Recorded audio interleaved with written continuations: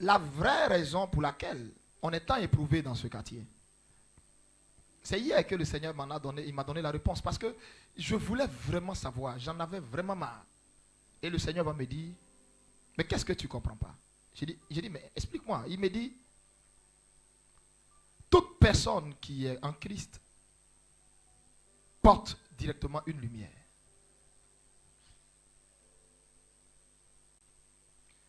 Quand cette lumière entre,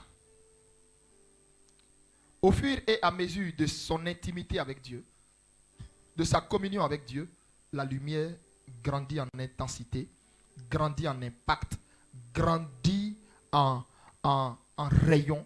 Et ça, c'est au fur et à mesure que ta relation grandit avec Dieu. Et, je répète, toute personne qui est en Christ porte en elle une lumière.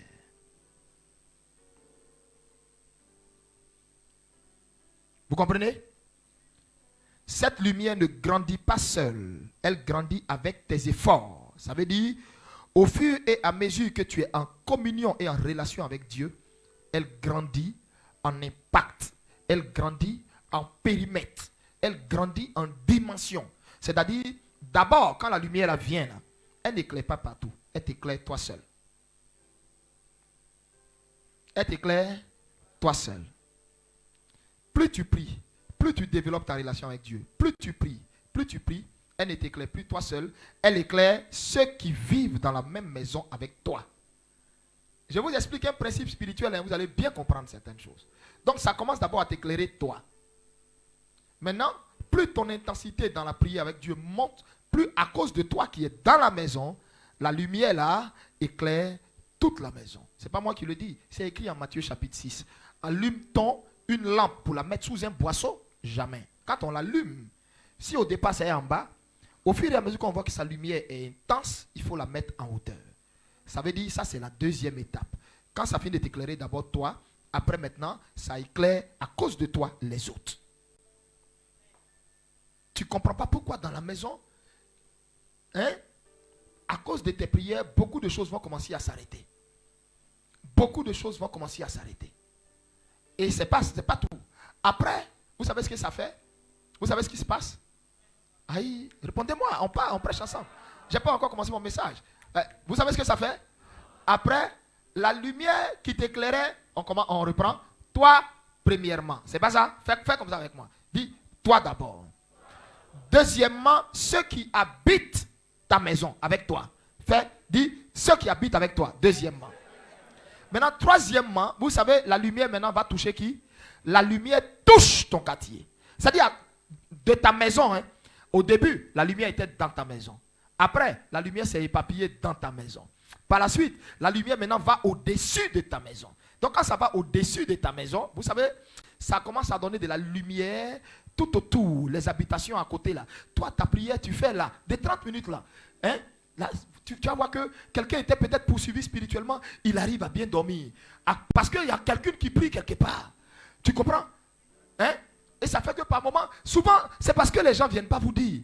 S'ils peuvent venir vous dire, là, ils allaient venir taper votre porte pour dire, pardon, n'arrête pas de prier. Continue, quand tu pries, les bruits que j'entendais chez moi se calment. Oui, je te parle. Je te fais une révélation. Je te fais une révélation. Tu comprends aujourd'hui? Donc, d'abord, on reprend. D'abord, fais comme ça. En toi. Amen. En toi. On est d'accord? Maintenant, par la suite, en plus du fait que ça est en toi, ça sort. Ça vient maintenant sur toi. Sur toi là. Quand on parle de sur toi, ça veut dire tous ceux qui te côtoient. On est d'accord? Après, sur toi, la lumière maintenant marche avec toi. Avec toi là. C'est ça qui est, ça propage ses rayons dans le quartier. Donc, tu ne vas pas comprendre pourquoi les gens vont commencer à t'attaquer. Tes voisins vont commencer à être dérangés. Tu sais c'est pourquoi? C'est parce que, en fait, tu es passé à la troisième étape. Qui comprend maintenant? Tu es passé à laquelle étape?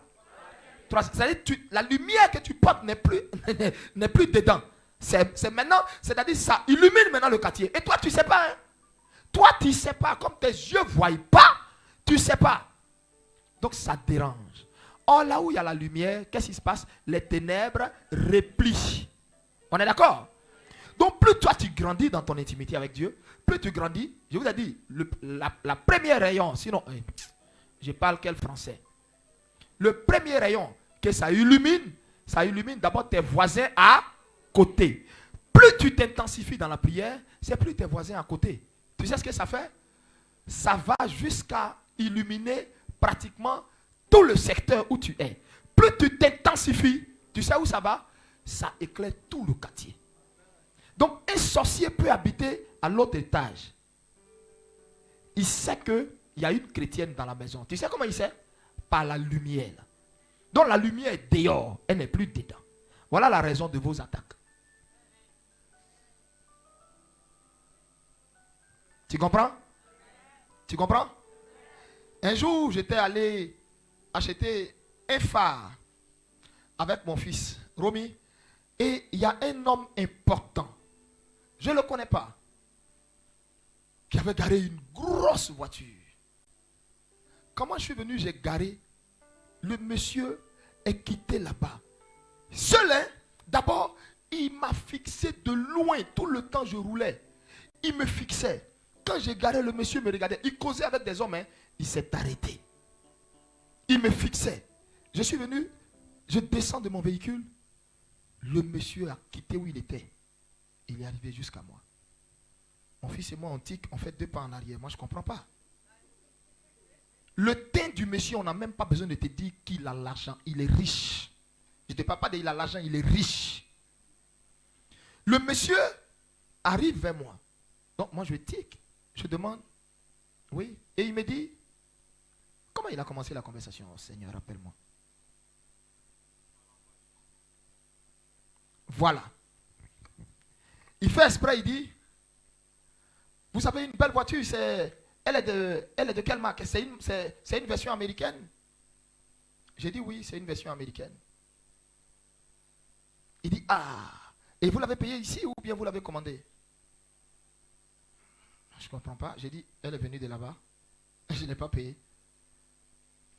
Il dit, ah bon? Il dit, oui, elle est venue de Houston. Il dit, ah, ça c'est super.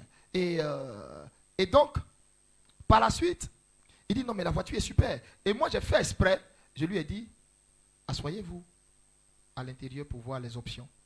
Il a fait quoi? Il a refusé. Je n'ai pas compris pourquoi il a refusé de s'asseoir à la place chauffeur où moi il m'assoit. Moi, je n'ai pas compris d'abord. Donc, c'est dans la suite de la conversation que je vais comprendre. Je vous dis ça pourquoi? Pour que vous compreniez les bienfaits de la sanctification. Donc, le monsieur, qu'est-ce qui se passe? Il refuse de s'asseoir et il me dit,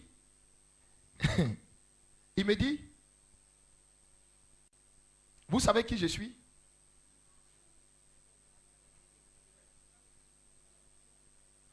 J'ai dit, non, puisque je ne vous connais pas. Il dit, vous êtes sûr que vous ne savez pas qui je suis? J'ai dit non. Il a commencé d'abord brièvement. Il dit, bon, je vais vous dire qui je suis d'abord sur le plan professionnel. J'étais ancien directeur de quoi, de Bnet, de quoi.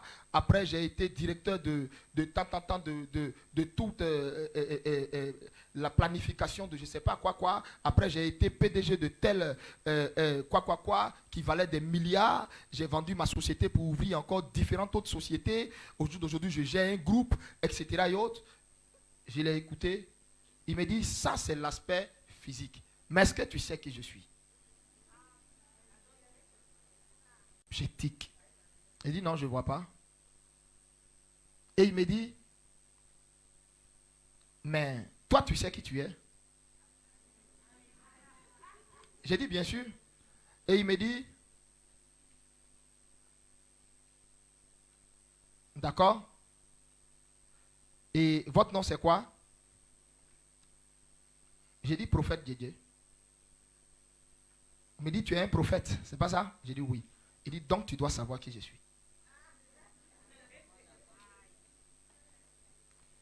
Tous les gens qui étaient assis étaient dépassés par l'échange, l'entretien. Un homme si important. Si je ne suis pas allé à lui, lui il se déplace pour venir. Vous savez pourquoi il s'est déplacé pour venir? Hein? Là.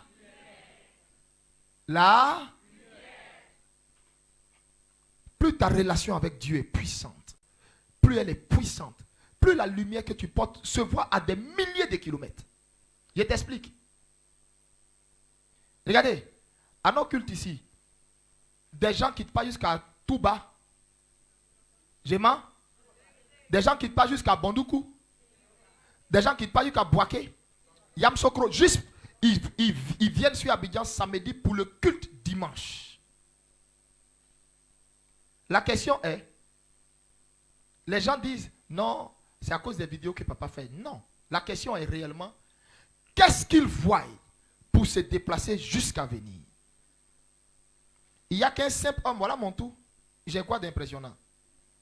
Mon ou qui est regardable et puis qui est beau là. On se comprend? Voilà mon tout qui est là. Il n'y a pas mon dessus, moi, et je ne porte pas de bijoux. Il y a quoi? Et je ne cherche pas à faire la star sur Internet. Voilà mon tout qui est là. Donc la question est, qu'est-ce qu'ils voient?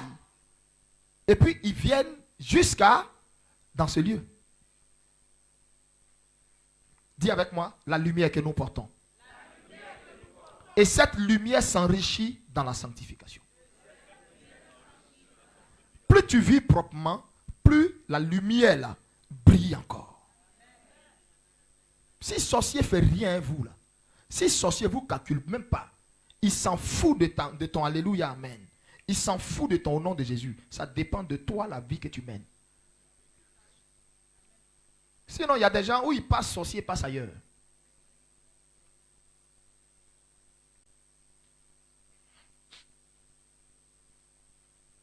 Gloire à Jésus de Nazareth. Dieu vous bénisse. Donc la loi de la sanctification est très importante. C'est une loi qui nous permet de triompher dans les combats. C'est une loi qui nous permet d'avoir accès au ciel. Parce que la Bible dit, recherchez la sanctification sans laquelle nul ne verra le Père. Waouh. Voyez? On dit, si tu n'as pas la sanctification, tu ne peux pas avoir accès au Père. Pourquoi? Parce que ton Dieu est saint. Et lui-même dit dans sa parole, dehors les chiens, dehors les pécheurs, dehors les adultérins, dehors les menteurs, les débauchés.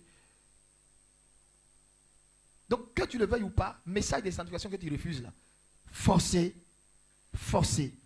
tu vas vivre ça. C'est ton seul ticket pour avoir accès à la gloire de Dieu. À vivre tranquille. Sinon, tu vas être la proie des démons. Si tu es une fille colérique, colère va te tuer, tu vas être la proie des sorciers. Tous les jours, attaque sur attaque, ulcère, palu à n'en point comprendre. Aujourd'hui, c'est palu jaune, demain, c'est palu bleu, après, c'est un palu violet, après, ça quitte là-bas. C'est-à-dire, tu ne vas rien comprendre toi seul. Tu sais pourquoi? Parce qu'il y a une porte d'accès. C'est par là ils entrent.